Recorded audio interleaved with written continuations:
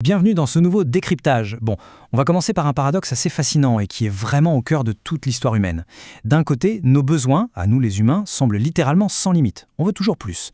Mais de l'autre côté, les ressources pour les assouvir, elles sont cruellement rares. C'est ce choc permanent entre l'infini de nos désirs et les limites très réelles de notre monde physique qu'on va décortiquer aujourd'hui. Et c'est exactement ce dilemme fondamental qui donne naissance à l'essence même de l'économie. Et attention, ce n'est pas du tout juste une affaire de chiffres, de banques ou de tableaux complexes. C'est plutôt un observatoire géant de notre propre survie. En fait, c'est le pont invisible entre la nature qui nous fournit tout, nous qui consommons, et les institutions qu'on bâtit histoire d'éviter le chaos total. Alors, voici notre feuille de route pour aujourd'hui. On va passer par 5 étapes. 1. L'introduction à l'économie. 2. La perspective macroéconomique. 3. Les outils analytiques. 4. Le grand match macro contre micro. Et on terminera avec le point 5, l'économie mondialisée. Allez, c'est parti. Section 1, l'introduction à l'économie, qu'on appelle aussi la fameuse science des choix. Quand on parle de gérer la richesse, qu'elle soit humaine ou matérielle, peu importe l'époque ou l'idéologie, on tombe toujours, mais vraiment toujours, sur 3 questions incontournables. Que produire en priorité ? Comment le fabriquer de la manière la plus efficace possible ? Et surtout, pour qui on le produit ? Toute société dans l'histoire de l'humanité a dû résoudre cette équation pour assurer sa survie. C'est la base absolue. Donc le vrai cœur du sujet, il est là. L'économie, au fond, c'est l'étude de nos choix et de nos comportements. L'idée, c'est de comprendre très concrètement comment nos communautés arrivent à transformer des forces productives en biens tangibles, réels, juste pour répondre à nos besoins de tous les jours. C'est avant tout une grande aventure humaine. On passe à la section 2, la perspective macroéconomique. C'est ce qu'on pourrait appeler notre vue grand angle. Imaginez à l'instant que l'observation de notre société soit un appareil photo. Eh bien, la macroéconomie, c'est l'objectif très grand angle. Ici, on ne s'amuse pas à scruter le salaire d'une seule personne, non. On va plutôt regrouper des données gigantesques pour former des agrégats.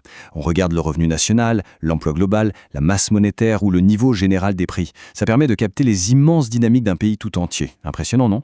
Et pourquoi on fait ça ? Parce que l'enjeu dans le monde réel est monumental. Ces variables géantes, ce ne sont pas juste des statistiques ennuyeuses sur un écran. Elles dictent carrément l'action des États. Ces chiffres éclairent directement les choix de politique publique. Des choix qui, au final, vont impacter notre pouvoir d'achat à tous, notre sécurité et la structure même de toute notre société. Ce qui nous amène à la section 3, les outils analytiques. En clair, comment pensent vraiment les économistes pour gérer tout ça ? Pour réussir à manipuler ces données colossales, il faut bien distinguer 2 façons de penser qui s'opposent souvent. D'un côté, on a l'approche positive. Ça, c'est le constat froid et neutre. On décrit les faits exactement tels qu'ils sont sur le terrain. De l'autre côté, on a l'approche normative.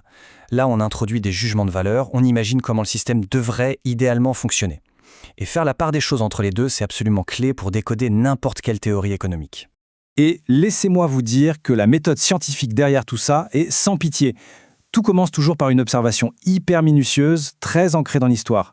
Ensuite, on traite l'information avec des modèles statistiques super pointus et on finit par l'expérience pour valider et expliquer les résultats. On est vraiment sur une discipline d'une précision chirurgicale. Alors, face à cette grande rigueur macroscopique, il y a une question qui s'impose presque d'elle-même. Comment est-ce que nos petits choix individuels du quotidien finissent par influencer ce gigantesque système global ? Et c'est tout l'enjeu de notre section 4, macro contre micro. 2 perspectives totalement vitales.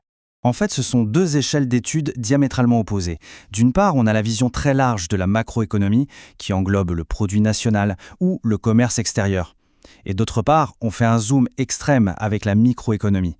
Là, on analyse très finement un comportement individuel, le prix spécifique d'un article sur une étiquette ou la quantité vendue sur un marché local bien précis. Mais attention, l'astuce, c'est que ces 2 mondes sont fusionnels. C'est fascinant de réaliser que ce sont ces milliards de petits choix microéconomiques, les nôtres, qui bouillonnent, qui s'additionnent et qui finissent par créer les énormes vagues macroéconomiques. L'individu, c'est littéralement la matière première de la grande tendance mondiale. Ce qui nous propulse dans notre section 5, l'économie mondialisée. C'est l'objectif grand angle poussé à son maximum. Dans notre monde actuel, qui est hyper connecté, l'analyse ne peut tout simplement plus s'arrêter aux frontières d'un pays. C'est terminé. Les dynamiques d'aujourd'hui sont dictées par une interdépendance quasi frénétique. Des flux ininterrompus de marchandises, des capitaux qui voyagent en un clic, des migrations massives, sans oublier le poids tentaculaire des institutions économiques internationaux. Et cette mondialisation, elle a une conséquence directe et implacable. La transmission fulgurante des chocs. Comme on l'a vu récemment, une crise financière ou économique locale ne reste jamais bien longtemps isolée. Elle se propage comme une gigantesque onde de choc à travers tout le réseau mondial, littéralement en un battement de cils.